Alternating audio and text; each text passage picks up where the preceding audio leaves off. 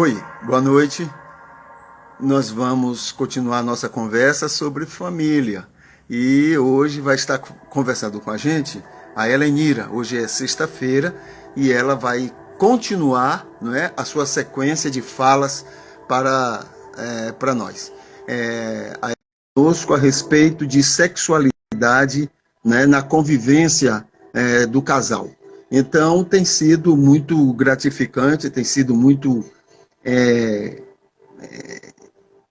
evolutivo, não é? Abençoador a presença dela, a fala dela, aquilo que ela tem destacado como importante para o relacionamento familiar, tá bom? E aí ela vai estar conosco. Eu estou aqui encontrando meios de chamá-la. Ok, pronto, vamos ver aqui. Ela deve estar entrando. Nas outras oportunidades, né, que ela esteve conversando conosco, muitos aspectos importantes, necessários, né, para que cada casal, para que cada família fique sabendo, ela esteve trabalhando, ela esteve comentando, trazendo para a gente algumas informações importantes. Então, nós estamos com a certeza de que hoje, não é, ela vai estar repetindo essa riqueza que ela tem produzido para nós, tá bom? Estamos tentando. A tecnologia pode não estar ajudando muito, mas aí é pronto. Ela já chegou e ela vai estar, né, então, nos apresentando o seu tema. Como é que está, madame? Ótimo. Graças a Deus. Prazer em vê-la. Igualmente. Eu estou prometendo a todos que estarão, né, nos ouvindo, de que, como nas outras semanas, nós vamos ter muito que aprender hoje na sua fala. Tomara. Eu estou torcendo que a câmera fique quietinha, Eu também. mas Ela pelo não quer menos ajudar. agora está. Antes estava bem, bem alta, agora eu estou vendo bem baixo, porque eu não estou vendo os seus olhos. Pois é, ela não quer ajudar muito hoje, não.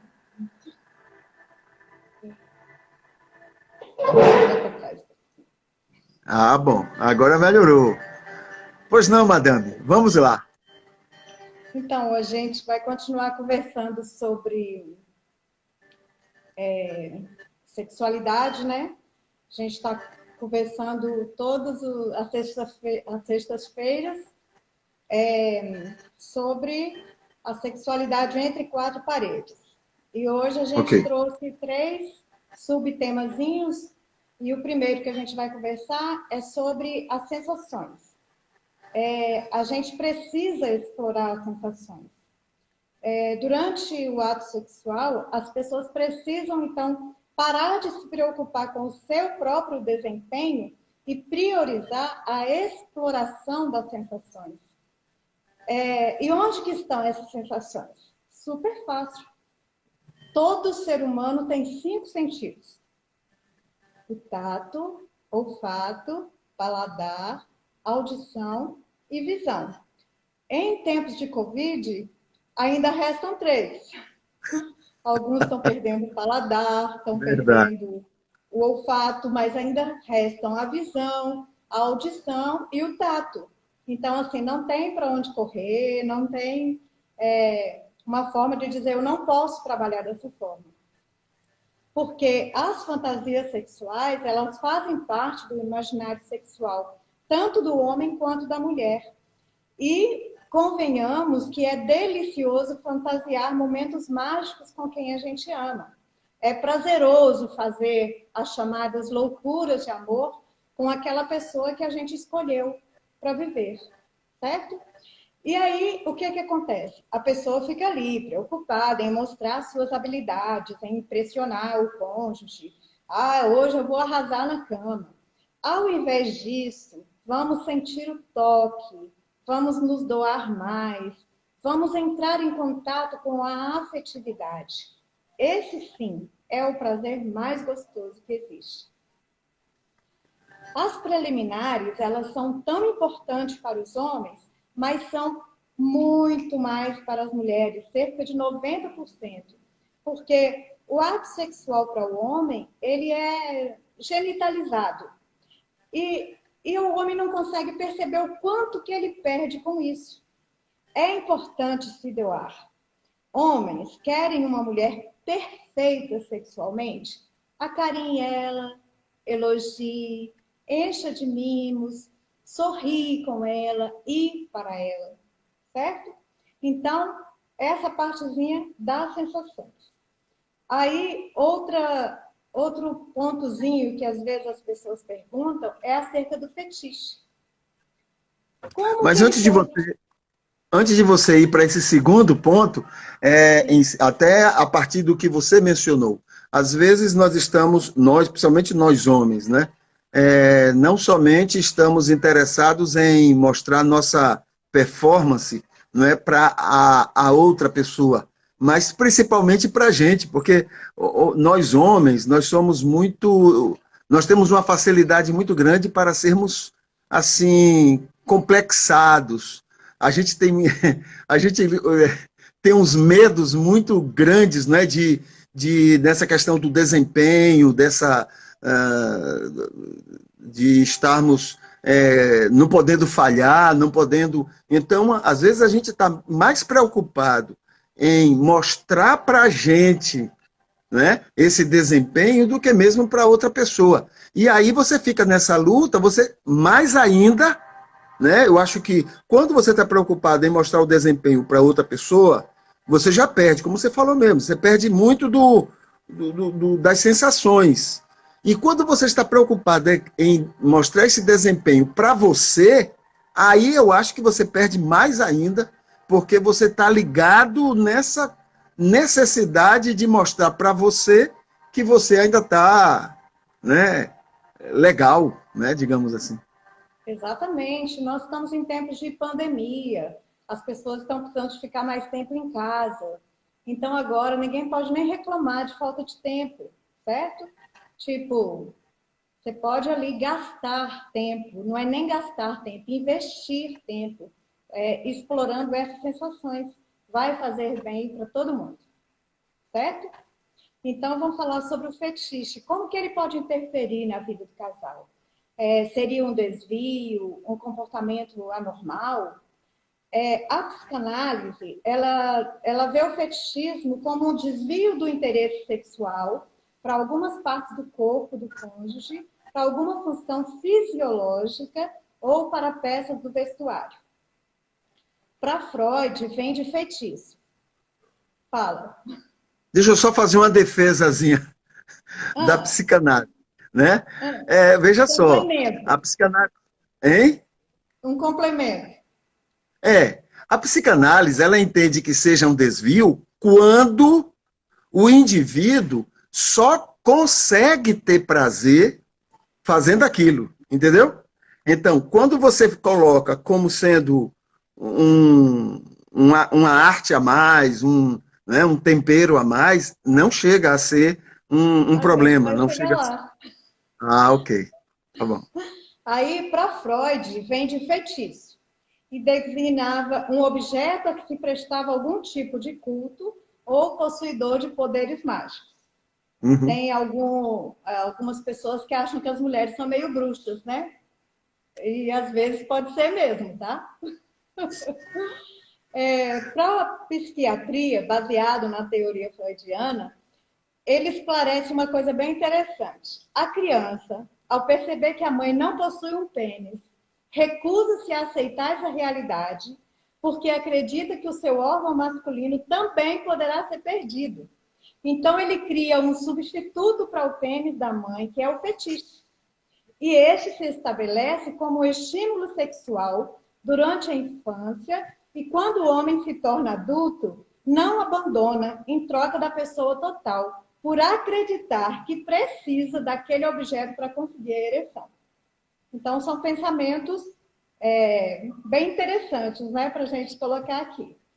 Os fetiches mais comuns, eles são relacionados às partes do corpo da mulher. Os pés, as mãos, além daqueles objetos femininos, as meias, sapatos de salto alto, lingeries. A psicologia, ela considera que todas as pessoas são fetichistas em algum grau, mas infelizmente muitos não conseguem obter prazer se não utilizar um fetiche. Mais ou menos isso aí que o senhor estava falando, certo? Os cônjuges, eles precisam então ter domínio próprio, podem sim utilizar o fetiche, mas jamais se deixar dominar por ele, porque às vezes esse domínio atinge níveis patológicos, pode causar constrangimentos e passa a ser visto como um problema ao invés de uma diversão a dois. Entretanto, outras vezes, pode sim apimentar a relação entre o casal, certo? E muitos casais, eles utilizam a criatividade na relação. Como? Com a inclusão de lingeries mais sensuais, e eu não estou dizendo só da mulher, não é? Os homens também precisam se policiar.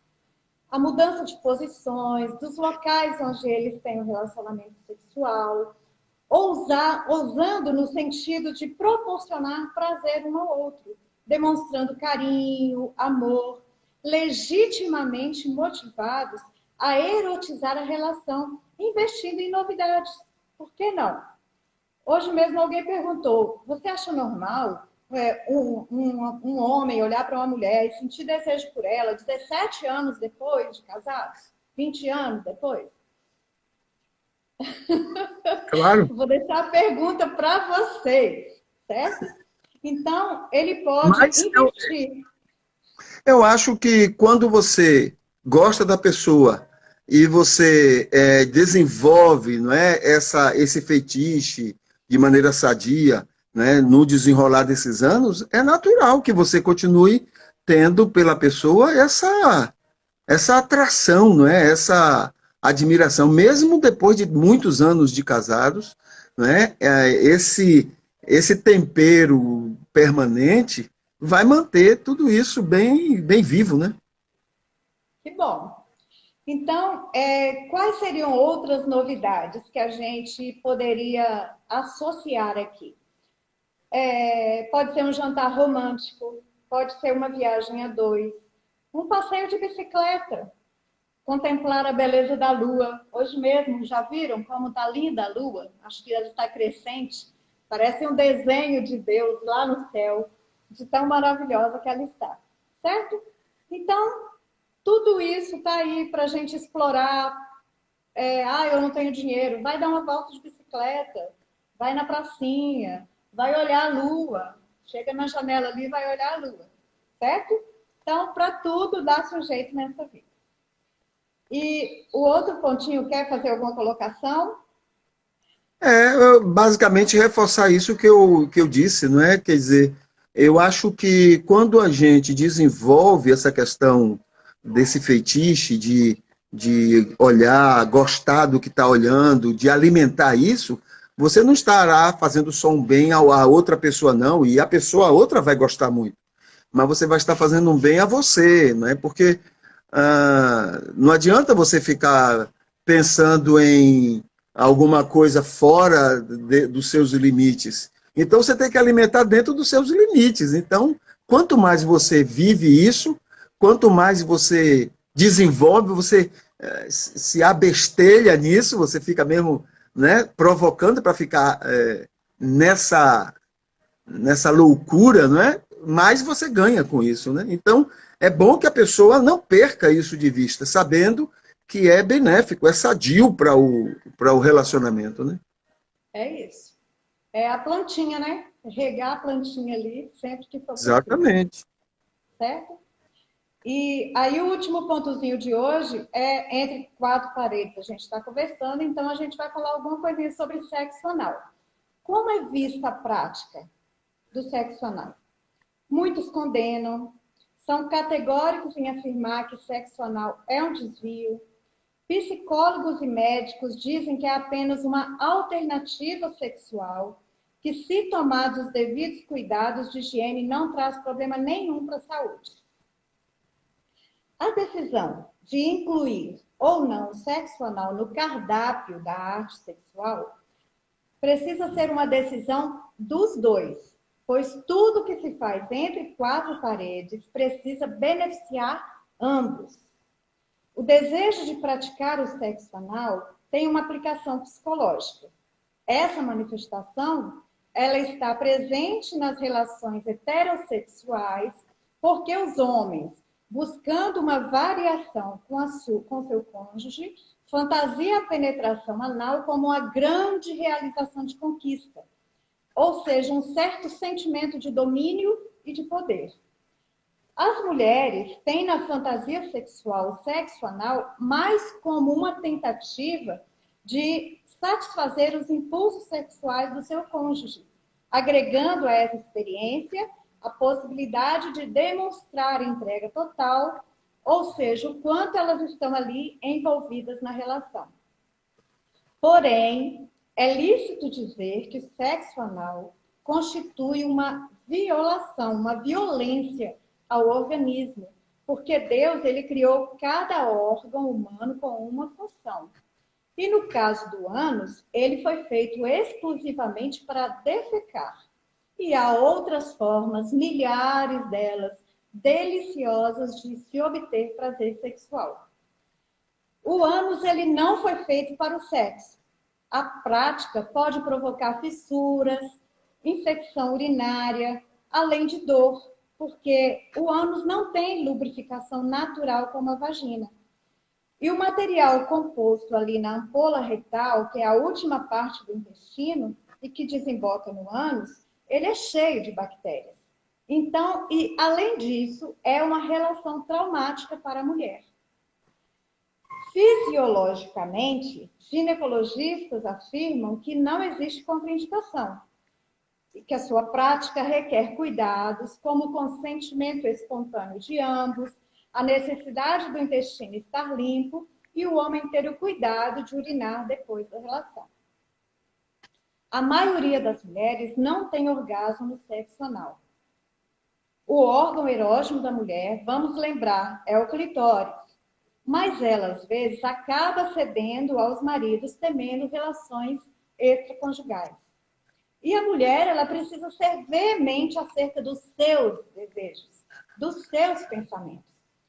Porque a fidelidade é mais um traço de caráter do que a falta do atendimento de um desejo.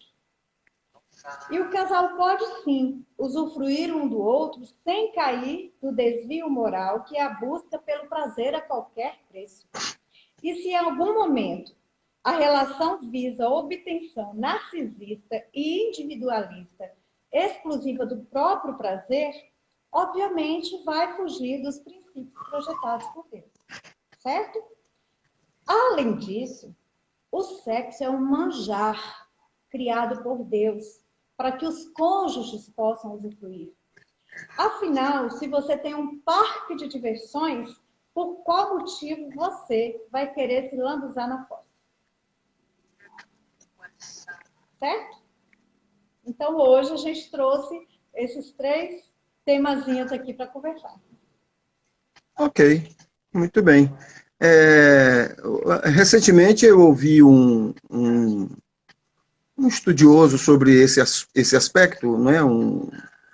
E ele mencionando o seguinte: a gente fala de que existe um local apropriado para sexo e outro não, e que às vezes as pessoas usam os dois como sendo para sexo, e ele falando que existem também outras maneiras de prática de sexo, que não é através de uma vagina, por exemplo, e que também não foram feitos para ser utilizados também para sexo, mas na hora da brincadeira, na hora dos jogos, ele mencionando, né?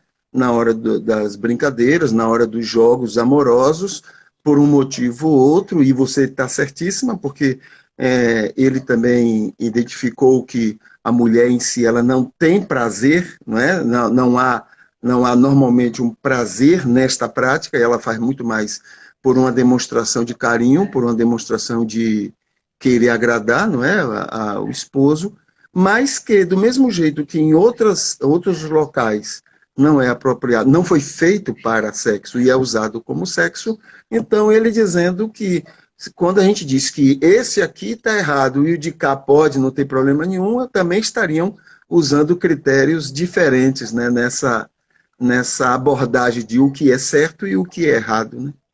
Mas ele falando sempre isso que você está falando, a questão do envolvimento, do comprometimento dos dois para entender exatamente o que é que deve ser feito, um respeitando o outro, né?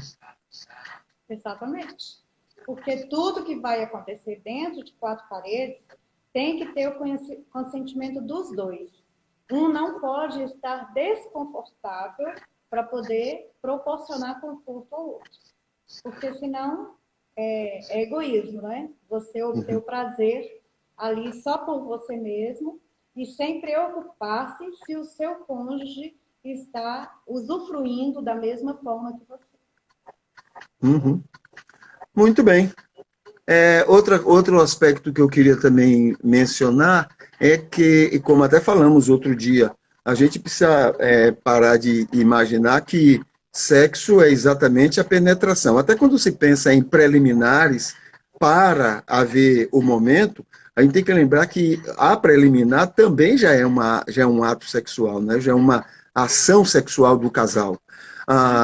O antes desses preliminares, quando você está ali arranjando um jeito de dar uma cantada, de arranjar um pretexto para criar o clima. Então, tudo isso termina sendo toda a abrangência que o sexo pode, né, ser desfrutado pelos dois, né? Exatamente. E tem esse mundão lindo de meu Deus aí, com tantas coisas maravilhosas, certo? Um preletor de... O homem e uma mulher, não é? De uma forma assim tão maravilhosa, com encaixes tão perfeitos. Então, por que não usufruir de tudo isso que o Senhor nos deu? Da forma mais maravilhosa possível que a gente puder usufruir.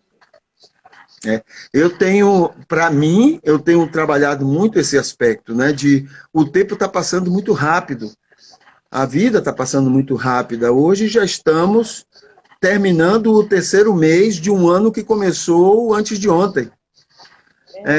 Antigamente se dizia que o mundo, algum tempo atrás se dizia que a correria estava grande e que o tempo estava passando também rápido, mas hoje a correria diminuiu bastante, mas o tempo continua voando, né? Então você não pode perder tempo, porque tem muita coisa para você desfrutar com a outra pessoa.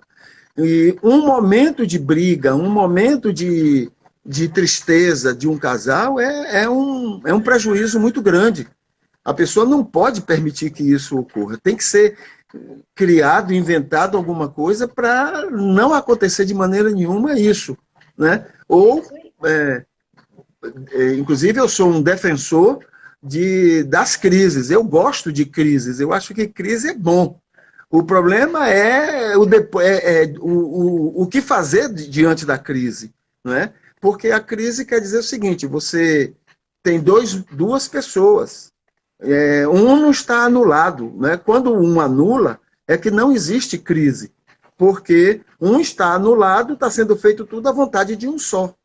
Mas quando há duas pessoas, duas vontades diferentes, dois gostos, então a crise vai aparecer. Mas a maneira como lidar com ela, então a gente não pode perder tempo, porque tem muito que desfrutar, né? E para mim melhor ainda, porque eu imagino que daqui por esses 40 anos, muita coisa dessa área de sexo eu vou perder. Então eu não posso mais perder esse tempo, eu tenho que aproveitar o máximo que ele pode, né, que ele pode oferecer, né?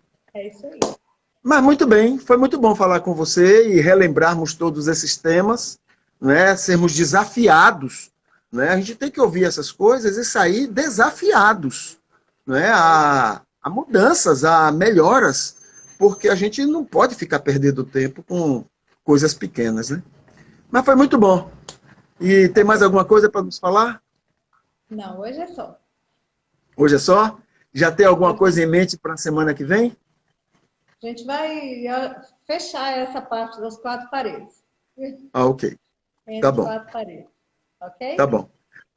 Hoje o esposo vai aparecer ou você vai fazer aquele tchauzinho de Não, antes? ele ficou lá embaixo, porque ele fica desconcentrando, conversando, querendo participar da live, então deixa. Ah, ok. Aí você se afastou. Foi, Tá bom, exatamente. tá bom. Mas olha, foi um prazer vê-la, entendeu?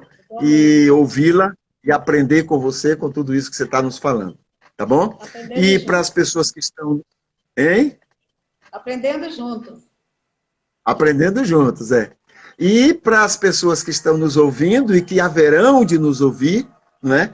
Nós oramos ao Senhor que continue abençoando você, abençoando sua vida, sua casa, seguindo as orientações que a Helenira sempre lembra, né? A respeito de estarmos nos preparando para evitar todo esse transtorno, né? Que tem ocorrido em muitas famílias por aí, né? E que, outra coisa, na descrição deste vídeo você tem aí 2 links que eu gostaria que você desse uma olhada, porque são 2 cursos muito bons para família, para relacionamento familiar e etc. Tá bom? Madame, até mais e que Deus Ok. continue abençoando a cada um de nós e a você em especial. Amém. Até mais. Até.